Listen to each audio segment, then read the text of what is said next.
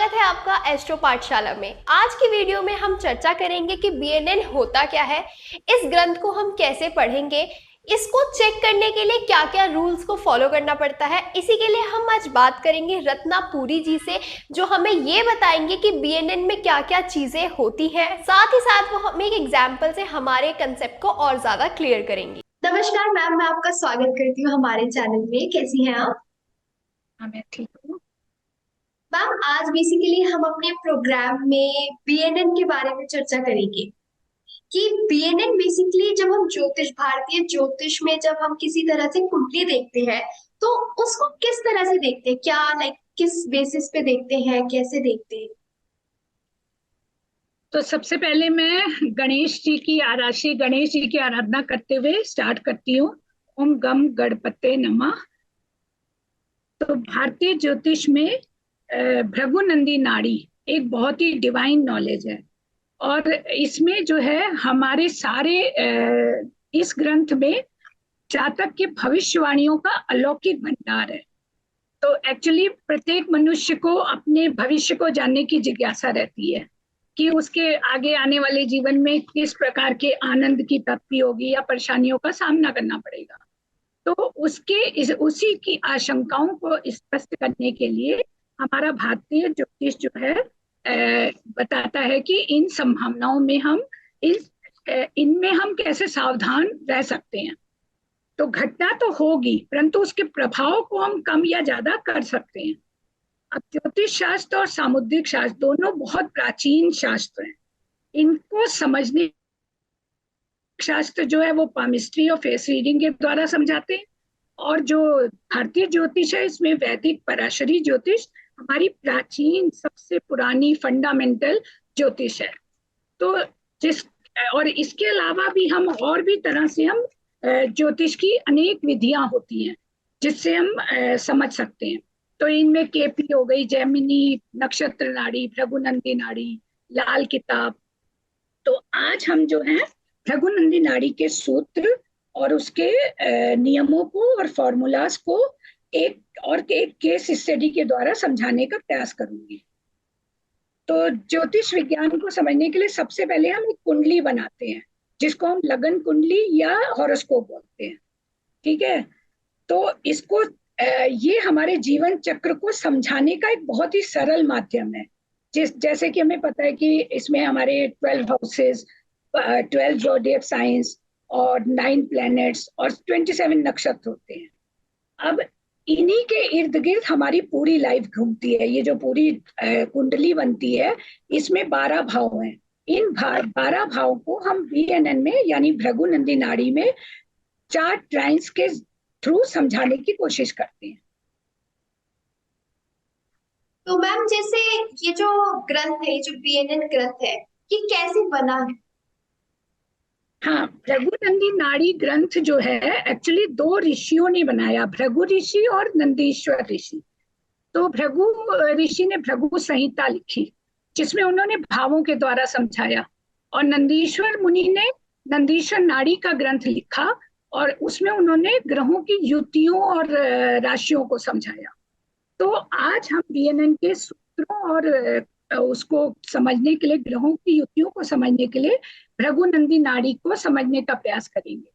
तो आधुनिक युग में श्री आरजी राव जी ने इन दोनों ग्रंथों को मिला के भृगुनंदी नाड़ी बना दिया। तो ये भृगुनंदी नाड़ी में जैसे भृगु ऋषि और नंदीश्वर ऋषि, इन्होंने भृगु ऋषि ने भृगु संहिता लिखी और नंदीश्वर जी ने नंदीश्वर नाड़ी। इन दोनों को मिला के श्री आरजी राव जी ने भृगुनंदी नाड़ी बना दिया। इसमें भाव और प्लैनेट्स को समझाया गया है कि अगर हमें कोई प्लैनेट्स हमें अपना पावर देने में सक्षम भी है कि नहीं, हमें अपना उसका रिजल्ट मिलेगा कैसे कैसे मिलेगा, इसके लिए हमें प्लैनेट्स की पावर को देखना पड़ता है। इसे पढ़ते कैसे, पढ़ने की कोशिश कैसे करें ग्रंथ हाँ, को? हाँ जी। तो अब इसमें हम ये देखेंगे कि ग्रह अपना फल देने में सक्षम भी है या नहीं। इसके लिए हमें राशि देखनी पड़ती है। अब उसमें प्लैनेट्स के कारकत्व आते हैं, गुरु उनके गुण आते हैं, राशियों की उसकी कारकत्व आते हैं, उनके गुण आते हैं। फिर ग्रहों के जो है, जैसे सूर्य का कारकत्व हो गया मान सम्मान, चंद्र का हो गया मन या इमोशंस, हमें इमोशंस को समझने के लिए चंद्र को देखना पड़ता है। अब राशियों को देखने के लिए उनकी उच्चता नीचता, राशि परिवर्तन, इस तरह से हमें ग्रहों को समझना पड़ता है और राशियों को समझना पड़ता है। मैम इसी को चेक करने के कुछ बेसिक रूल्स भी होते हैं कि हम इसे कैसे चेक कर हाँ सकते जी, हाँ जी, वो मैं बताती हूँ कि जब से सबसे पहले इसमें जो है जुपिटर, जो गुरुदेव हैं, वो सबसे मोस्ट इम्पोर्टेंट प्लेनेट है, जिनका हम प्रोग्रेशन और साइकिल, उनके साइकिल्स के थ्रू हम समझने का प्रयास करते हैं भृगुनंदी नाड़ी के कुंडली को। और इसमें जो है टाइम्स का बहुत महत्व है। ये 4 टाइम्स होते हैं: 159, 26, 10, 37, 11, 48, 12। अब इसके बेसिक रूल्स क्या हैं? 8 बेसिक रूल्स हैं भृगुनंदी नाड़ी को चेक करने के लिए। 8 बेसिक रूल्स हैं। सबसे पहला ट्राइंस होता है, फिर उसके बाद 1 7 का एस्पेक्ट आता है, फिर 2 12 का मतलब देखते हैं, जैसे ग्रह के आगे बैठे हुए, दूसरे भाव में बैठे हुए ग्रह, और ग्रह बीच में लगन के बैठे हुए ग्रह। तो लगन का सेंटर लेके उसके दूसरे और 12वें भाव को, फिर डिग्री से भी देखते हैं, रेट्रोग्रेड प्लैनेट्स, परसेंटेज, ये सारा जो है हमारा भृगुनंदी नाड़ी में ये 8 बेसिक रूल्स है। फिर इसमें हम प्लैनेट्स फ्रेंडली है कि एनिमी है, इन सबको चेक करते हैं। फिर इसके बाद हम प्लैनेट्स की पावर देखते हैं कि वो साइंस जो है वो एक्सॉल्टेड है या डेबिलिटेटेड है, एक्सचेंज ऑफ राशि परिवर्तन। तो ये सारे रूल्स हैं जो हम भृगुनंदी नाड़ी में समझने की कोशिश करते हैं। तो मैम जैसे अभी आपने त्रिकोण का बताया, ड्राइंग्स का, तो बीएनएन में त्रिकोण का क्या मतलब? हाँ, त्रिकोण के लिए हम जैसे 4 त्रिकोण बनाते हैं, इसमें 12 भाव हैं, 3 3 का एक त्रिकोण बनता है।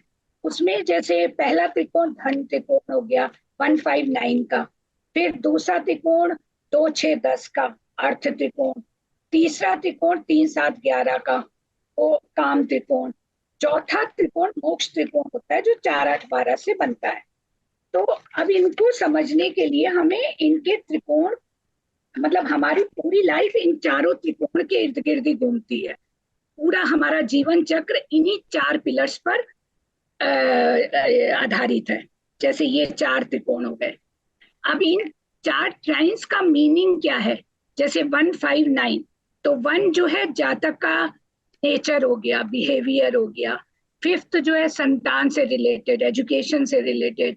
नाइन्थ जो हो गया भाग्य से रिलेटेड, धर्म से रिलेटेड। ऐसे करके हर त्रिकोण का हमारे जीवन में बहुत महत्व है।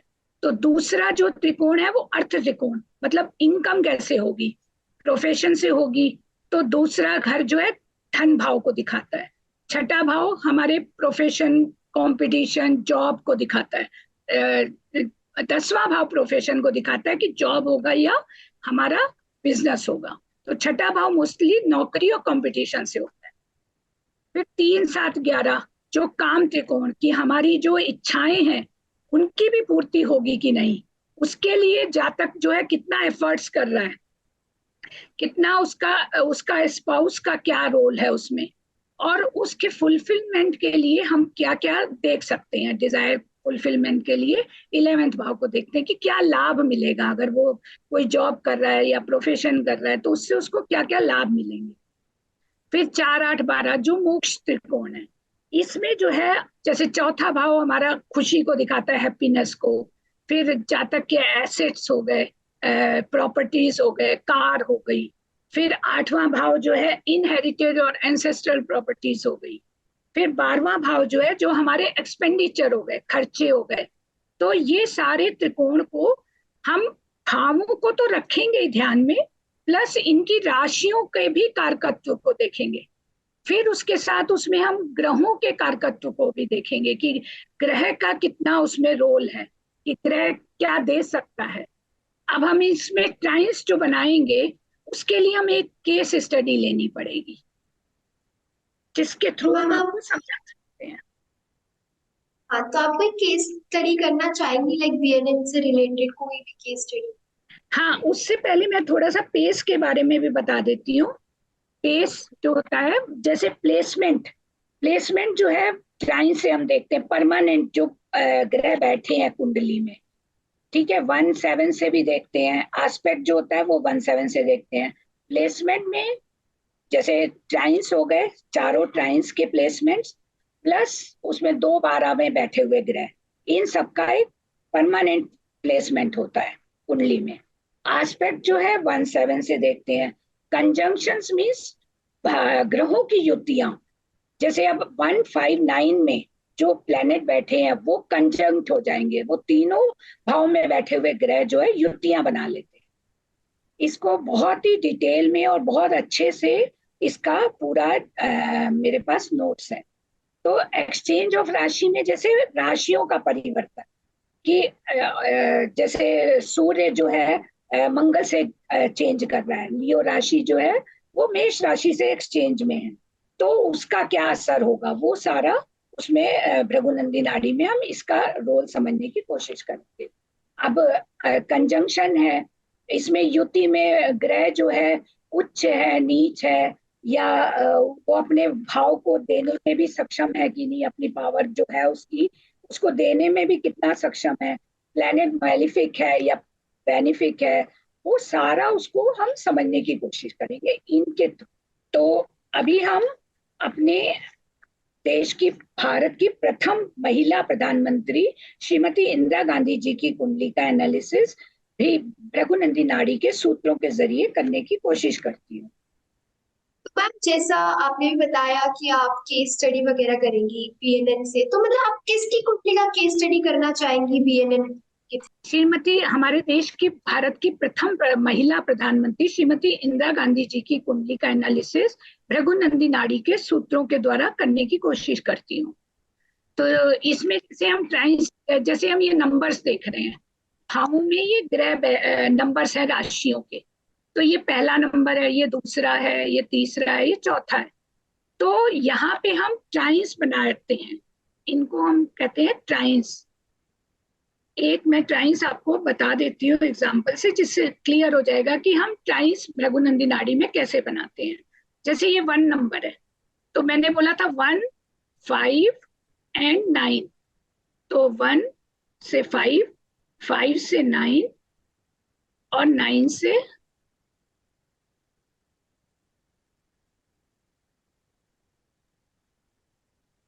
ये हमारा पहला ट्राइन हो गया। अब ये 159 का पहला ट्राइन बना। इसमें जो है सेकेंड हाउस में 5 नंबर की राशि है जहां पे मार्स है, और छठे 6 हाउस में राहु एंड वीनस है। फर्स्ट नंबर के राशि में 10वें घर में कोई ग्रह नहीं है। तो किसी भी ट्राइन को एक्टिवेट होने के लिए 2 ग्रहों का होना जरूरी है, कम से कम 2 ग्रह होंगे तो वो ट्राइन जो है एक्टिवेट होगा। तो इसमें तो हमें 3 ग्रह मिल गए, मतलब ये वाला इनका एक्टिवेट है, ये ट्राइन एक्टिवेट है। अब देखिए ये वाला जो है दूसरा, मतलब चलो दूसरा दिखा देती हूँ। सेकेंड, 2, 6 और 10 दूसरा ट्राइन था।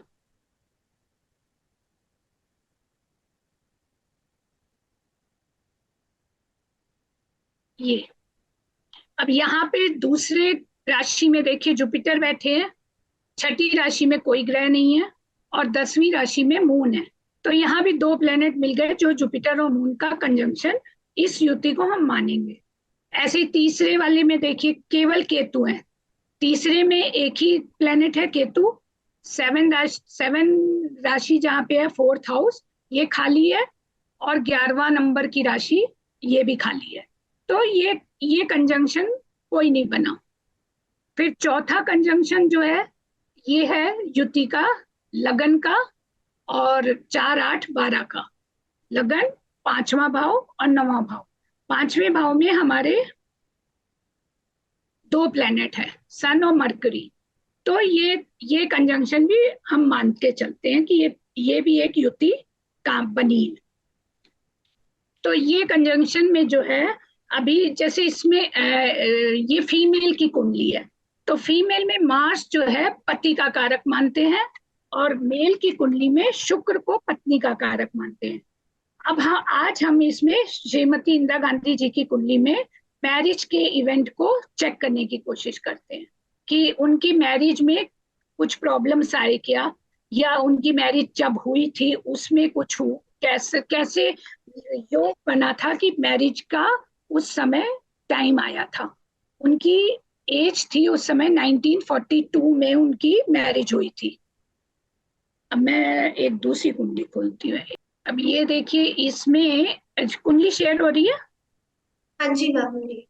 अच्छा, तो इसमें हम उनके जब उनकी मैरिज हुई थी 1942 में हुई थी, मार्च में, तो उसके योग को समझने की कोशिश करते हैं कि वो मैरिज कैसे, मतलब सक्सेस उस समय पे कैसे लगन का योग बना। अब ये देखिए, ये है कुंडली आज की, इसका जो ट्रांजिट है ये आज का है। तो इसमें हम देखेंगे उनकी 1942 पे जाते हैं। आप यहाँ देखिएगा चेंज होएगा नंबर, 2004 दिख रहा है, यस मैम। 1942, तो ये 46 है। आपको क्लियर दिखाई दे रहा है? हाँ जी मैम। अच्छा, उनकी मैरिज हुई थी 1942 में, मार्च में, 26 मार्च। अब ये देखिए, ये इनके इंदिरा गांधी जी की मेन कुंडली है, जो लगन कुंडली पहले हमने बनाई थी 4 नंबर लगन की, जिसमें शनि बैठे हैं और मून सामने है। ये है इनका लगन कुंडली, और ये उस समय का ट्रांजिट है। जो हम बीएनएन में हम ट्रांजिट को देखते हैं, ना कि दशाओं को देखते हैं। जैसे हम वैदिक में हम दशाओं को, विंशोत्तरी दशा और भी दशाओं को, इसमें हम ट्रांजिट के थ्रू प्रेडिक्शन करने की कोशिश करते हैं।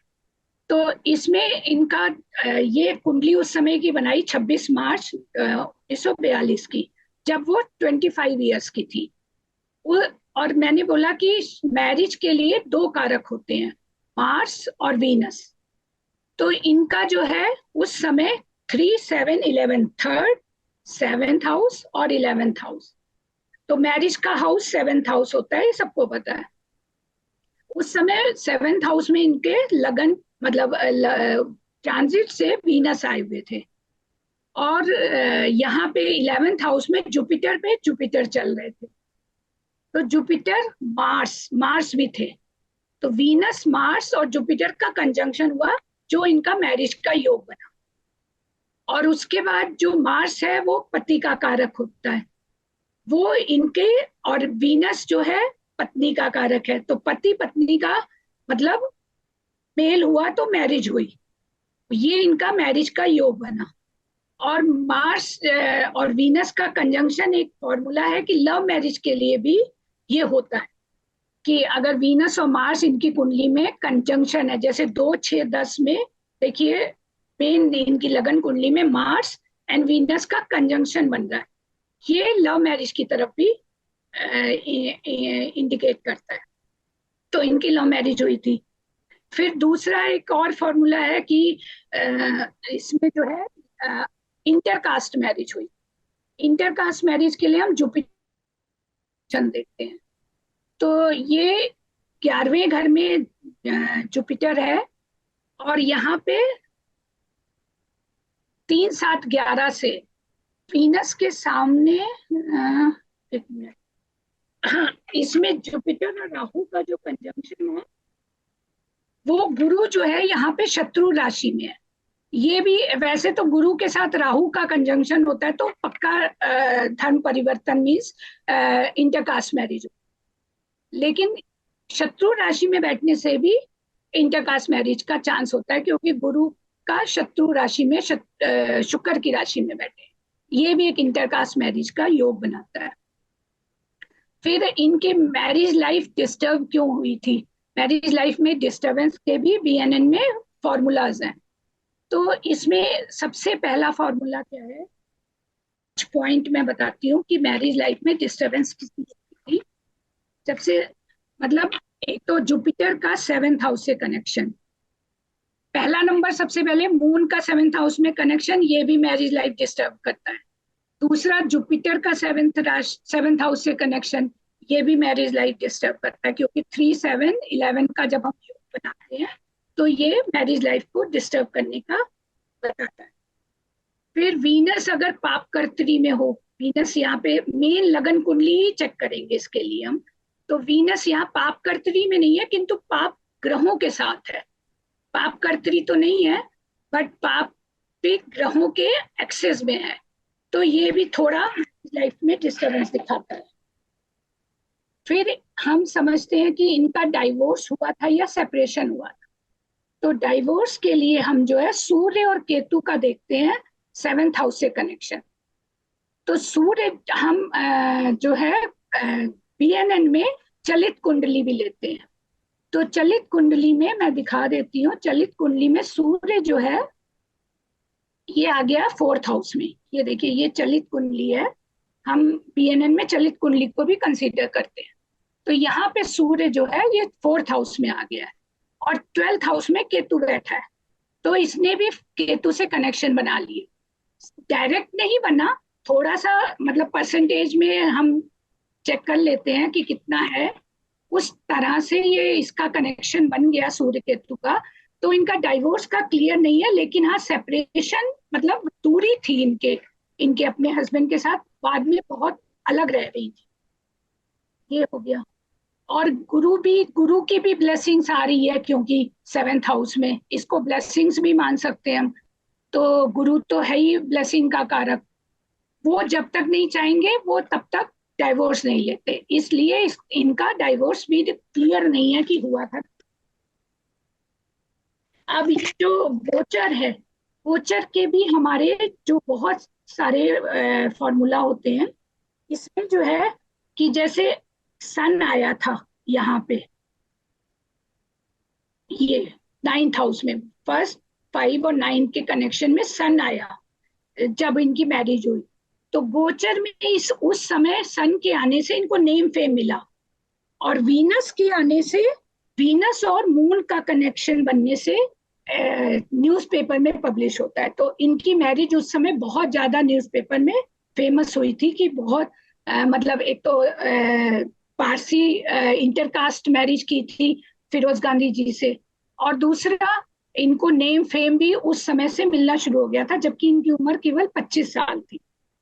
तो उस समय, और तीसरा हम जो जुपिटर का साइकिल देखते हैं, वो साइकिल भी 3rd साइकिल चल रहा था इनका 25 साल की उम्र में, और जो जुपिटर से कनेक्शन बना रहा था। तो इसलिए जो है हमारा मतलब बीएनएन में हम इसको प्रूव कर लेते हैं कि हाँ जी, हमारा ये फॉर्मूलाज के थ्रू सारा केस स्टडी से क्लियर हो रहा है कि किस तरह से हमने कंजंक्शंस और ट्राइंस और ग्रहों की युति और कारकत्व सबके द्वारा बीएनएन के फॉर्मूलाज को चेक कर लेते। तो ये बहुत ही अलौकिक ज्ञान है, डिवाइन नॉलेज है, जिसमें ग्रंथों में हमारे पूरा भविष्यवाणी की गई है, तो जो हम अपने प्रेडिक्शंस में यूज कर सकते हैं।